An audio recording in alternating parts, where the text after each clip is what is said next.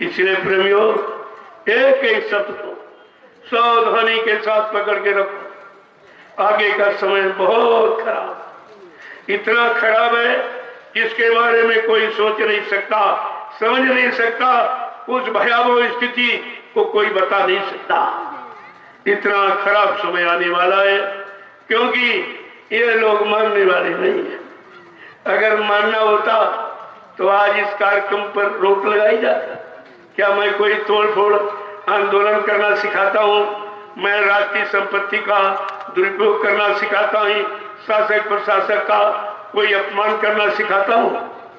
कम से कम लोगों को समझना चाहिए, ये जमघट वो नहीं है जो अन्यत्र आप देखते।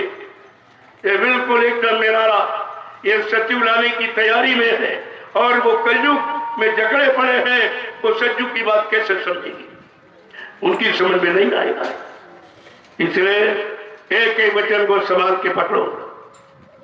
ये गुरु पूर्णिमा पावन पर्व है और आप उस पर पधारे हुए।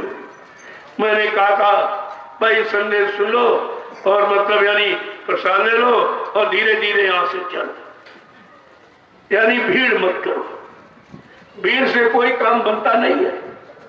आपने मथुरा का नजारा देखा, इतनी भीड़ हिंदुस्तान में किसी के पास नहीं थी। वो भीड़ में एक भी नहीं निकला, एक भी ऐसा नहीं निकला जिसने गुरु को समझा हो, गुरु को अपना माना हो और अपने आप को गुरु के हवाले किया हो। ऐसा एक भी व्यक्ति नहीं निकला। तो ये भीड़ तो बेकार है हुई, इसलिए मैं भीड़ नहीं लगाना चाहता हूं। मैं कल भी आप लोगों से प्रार्थना किया था कि शासन प्रशासन ये नहीं चाहता कि आप भीड़ लगाओ। उसका भी कहना ठीक, जब मथुरा में भीड़ लगी तब नहीं तुम समझ पाए, आज तुम भीड़ लगाकर क्या समझ लोगे? अपना समय क्यों खराब करते हो? इसलिए संदेश सुन लो, प्रसाद ले लो और सब लोग चलने की तैयारी करो। अपने खास करके ये 6 जिले जो आसपास पड़ोस के हैं, आप तो फिर आ जाओगे, लेकिन बंबई, कलकत्ता और गुजरात से जो आया है वो नहीं जा सकता, जाके वापस नहीं आ सकता। जिनका रिजर्वेशन है, तारीख निश्चित है, उनको तो रहना ही पड़ेगा। वो तो रहेंगे, अपने समय पर जाएंगे, लेकिन आप लोग फिर आ सकते हो। 5 जिलों के लोग, सीतापुर, लखीमपुर, पीलीभीत, बरेली, शाहजहांपुर और हरदोई, ये 6 जिले हैं।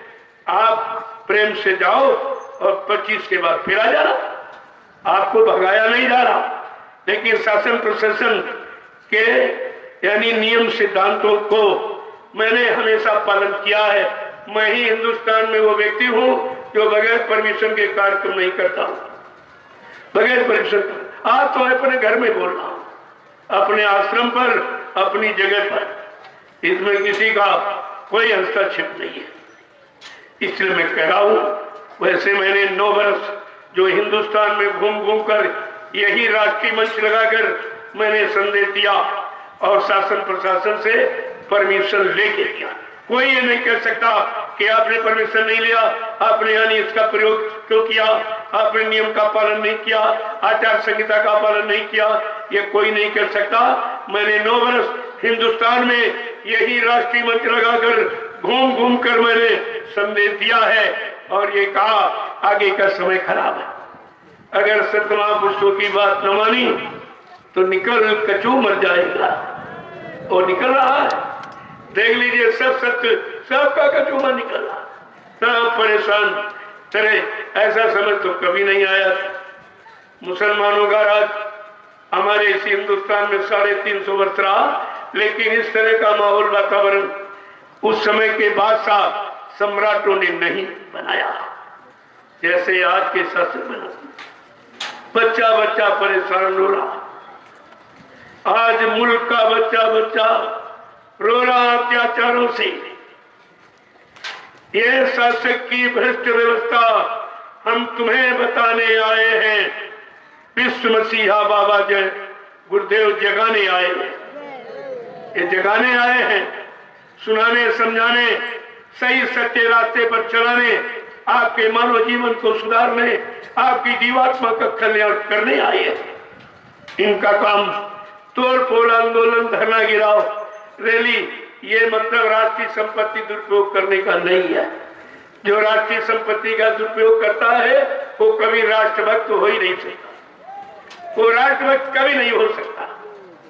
मैंने ये कोई नहीं कह सकता है मैंने पुलिस प्रशासन की व्यवस्था को किस तरीके से मजबूत किया।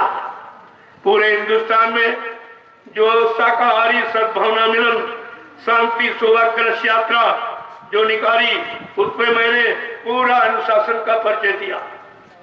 सारे प्रेमी आदि सड़क छोड़ के चलते थे और अपनी व्यवस्था खुद करते। ये पुलिस वालों ने देखा ये लोग कितने अनुशासित हैं, कितने अनुशासन में हैं। इनका एक निशाना अपना गुरु और गुरु के आदेश को पालन करना, इनका दूसरा निशाना है। मैंने हर कस्बों में जहां जहां मेरा कार्यक्रम हुआ है मैंने यानी इसी रथ पर बैठ करके मैंने लोगों को प्रसाद वितरण किया। कितने गांवों में जहां जहां यात्रा गई और कस्बों में और शहरों में मैंने घूम घूम कर सबको ये प्रसाद दिया है कि हो सकता है आपकी बुद्धि बदल जाए। लेकिन नैमिषारण्य की पावन भूमि पर हमको ये प्रसाद बांटने ही नहीं दिया गया, प्रसाद को रोक दिया गया। परिणाम क्या होगा ये वही जाने जिन्होंने रोका है। कितने हजार लोगों को प्रसाद मिलता, कितने को शुद्धिकरण हो जाता, लेकिन जब ये अच्छे सच्चे काम में जब बाधा डाल दी जाएगी तो आगे और खराब समय आ जाएगा। उस खराब समय के जिम्मेवार यही लोग होंगे, दूसरा कोई नहीं होगा। जिम्मेदारी तुम्हारी है। गोस्वामी जी महाराज ने रामचरितमानस के उत्तरकांड में बहुत साफ शब्दों में हिदायत दी है। जा सुराज प्रिय प्रजा दुखारी सो न पवस नरक अधिकारी। जिसके राज में प्रजा दुखी होती वो राजा नरक में जाता है। क्या इन्होंने ये नहीं पढ़ा? अरे रामचरितमानस राम का चरित्र और सीताराम के नाम पर वोट मानते और कहते हम सीताराम को जानते मानते, लेकिन एक भी शब्द उनका प्रयोग नहीं हो रहा। सब उनके खिलाफ कहा जा रहा, किया जा रहा और सारी व्यवस्था उनके खिलाफ हो रही। इस पर लोगों को विचार करना चाहिए कि भगवान राम मर्यादा पुरुषोत्तम कहा गया, पुरुषों में उत्तम और हर मर्यादा का पालन करने वाली। कि आप पुरुषों में उत्तम हो, जरा पुरुषों से पूछो कि लोग तुम्हें क्या कह रहे हैं, कितना सम्मान दे रहे हैं, कितना अपमानित कर रहे हैं, उनकी आत्मा अंतरात्मा क्या कह रही है। अरे गरीब अगर रो देगा तो उसका मालिक जड़ों से खोदेगा, उसका मालिक जड़ों से खोदेगा। ये सब सिद्धांत पढ़ने चाहिए, उसके अनुसार चलना चाहिए, तब तो राजा और प्रजा ये दोनों सुखी हो जाएंगे। नहीं तो ये दुख जाने वाला नहीं है। मैं तो अभी कुछ भी नहीं कह रहा हूं, मैं रामचरितमानस की बात बता रहा हूं। अगर इसी को तुम पढ़ लेते तो ये बिगाड़ समाज और देश का नहीं होता और धर्म की अवहेलना